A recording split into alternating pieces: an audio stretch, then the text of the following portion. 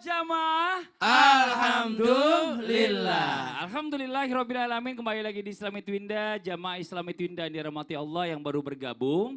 Kita ingatkan lagi hari ini temanya adalah adab adalah segalanya. Dan sebelum kita lanjut mendengarkan tausiah dari guru-guru kita akan membacakan sebuah artikel ya tentang adik tega gagahi kakak kandungnya. Dan ini kita coba baca sama-sama. Ini dia KBRN Nias, seorang remaja berinisial SN 15 tahun asal Kabupaten Nias, Sumatera Utara, Sumut. Menjadi gelap mata dan tega menyetubuhi kakak kandungnya YN 17 tahun hingga hamil. Nauzubillah min zalik ya. Ini benar-benar yang namanya perbuatan keji yang sangat gak beradab.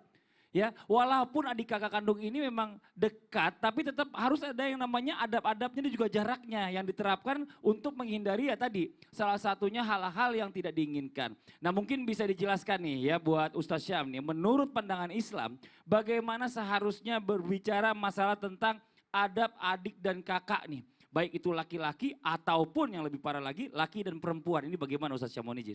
Bismillahirrahmanirrahim. Tabik guruku Habib, Ustaz Maulana, Mas Fadli serta guru-guru kami dimuliakan Allah Subhanahu wa taala. Bismillahi masyaallah la yasuqul khaira illallah. Bismillahi masyaallah la yasrifus su'a illallah. Bismillahi masyaallah ma kana min ni'matin faminallah. Bismillahi masyaallah la haula wala quwwata illa billah. Na'udzubillahi min dzalik. Itulah kenapa Islam sangat sempurna mengatur bahkan dalam hal mahram, dalam hal berpakaian, dalam hal rumah tangga, bahkan seorang anak dalam hal yakni mengetuk pintu kamar kedua orang tuanya, subhanallah. Maka diajarkan oleh baginda Nabi Sallallahu Alaihi Wasallam untuk apa? Untuk mengajarkan sholat bagi anak umur usia 6 tahun, subhanallah. Dan mulai menghukum mereka jikalau mereka masih ogah-ogahan untuk sholat di usia 10 tahun. Walaupun mereka belum wajib karena belum mukallaf, belum balik. Tapi sudah mulai ada diberikan sanksi hukuman jikalau mereka tidak mau melaksanakan sholat. Nah di umur segitu pun para ulama mengatakan pada saat itu sudah mulai dipisah kamarnya.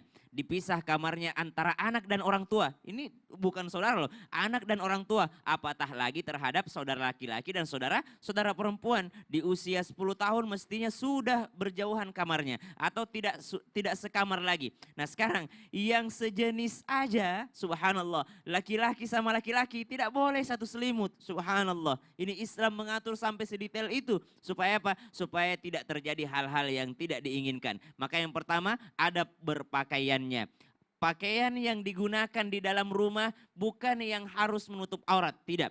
Tapi pakaian yang terbiasa terlihat di dalam rumah. Maksudnya apa? Terbiasa terlihat yakni perhiasannya. Contoh misalnya wanita memakai gelang, maka boleh dia menggunakan baju sampai sikunya. Subhanallah. Bukan berarti dia boleh memakai tank top. Tidak, tapi dia boleh memakai pakaian yang terlihatan yakni gelangnya. Kemudian lehernya boleh terbuka sedikit. Kenapa? Karena di sini ada perhiasan yakni kalungnya. Terkadang juga ada yang memakai perhiasan kaki, maka celananya boleh juga sampai di bawah lututnya. Bukan berarti dia bebas dengan menggunakan yakni mohon maaf pakaian daleman di dalam rumahnya. Maka subhanallah ini tidak dibenarkan. Apatah lagi ada misalnya mungkin teman-teman kalau habis mandi seenaknya aja keluar ruang tamu gitu ya pakai handuk, pakai apa segala macam. Atau bahkan ada yang membuka handuknya, maka ini tidak dibenarkan dalam adab-adab Islam. Maka menjaga pakaiannya. Yang kedua, kedekatannya memang sangat dekat karena mereka adalah mahram. Apa itu mahram? Haram dinikahi. Bukan berarti kedekatannya ini membuat segalanya bebas untuk yakni menyentuh atau apapun itu.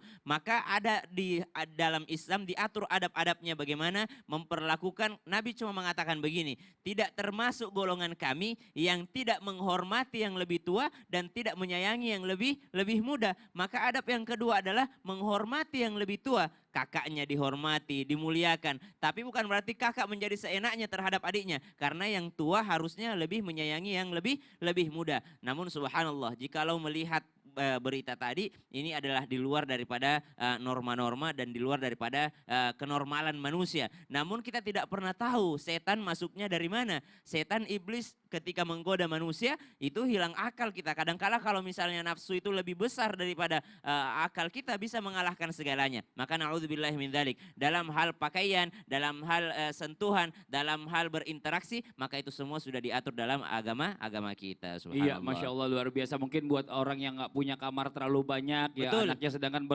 laki dan perempuan, coba disikapi bagaimana caranya supaya mereka tuh nggak sekamar dan tidak melihat langsung walaupun ya saat mengganti baju, saat dan lain-lain. Jadi Membawa harus bajunya kita minimal bawa bajunya ke dalam kamar mandi. betul. Kita sebagai orang tua nih yang harus pintar, Masya Allah luar biasa. Terima kasih banyak Ustadz Syam atas penjelasannya.